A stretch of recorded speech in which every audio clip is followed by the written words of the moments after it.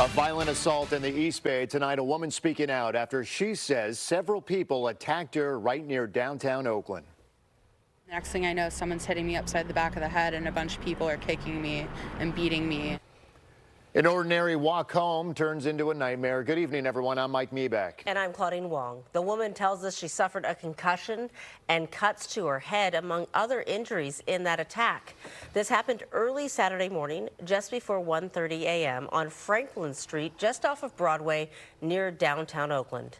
New at 10, KTVU's Betty Yu joins us now live. And Betty, this happened as hundreds of people were out celebrating Halloween. That's right, Claudine. There was a lot of activity in the area, people just out and about. So the victim says that she was just trying to get home after she was celebrating the Dodgers win that night when she was attacked out of nowhere. The doctors told me that I had 11 lacerations in the back of my head and a level 2 concussion. And then they identified multiple bruises. Right across here, I have a foot chest mark from someone stomping on my chest.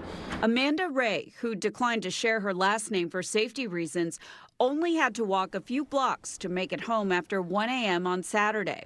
She said she had just left a bar and picked up pizza near 17th and Franklin Streets in Oakland. And the next thing I know, someone's hitting me upside the back of the head and a bunch of people are kicking me and beating me.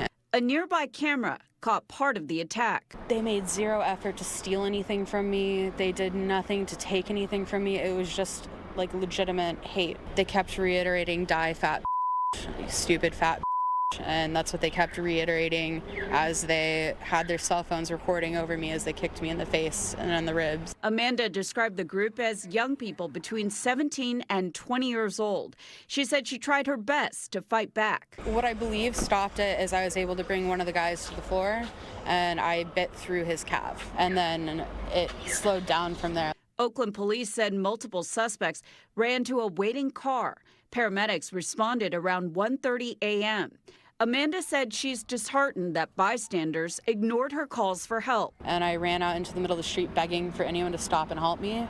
And cars were speeding past me, honking at me. It took a while, and then a young couple stopped to help me. She's sharing her story in part to raise awareness about safety in the area. One, I hope that these kids' parents see it and realize I need to help my kid because their kids are going to end up in prison with this kind of behavior.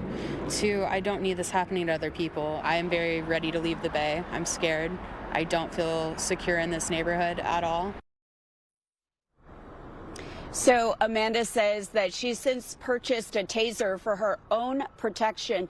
She also met with an OPD investigator today who told her that her case is 15th in the investigation queue. And he also added that unfortunately this kind of violence is all too common in Oakland. Claudine?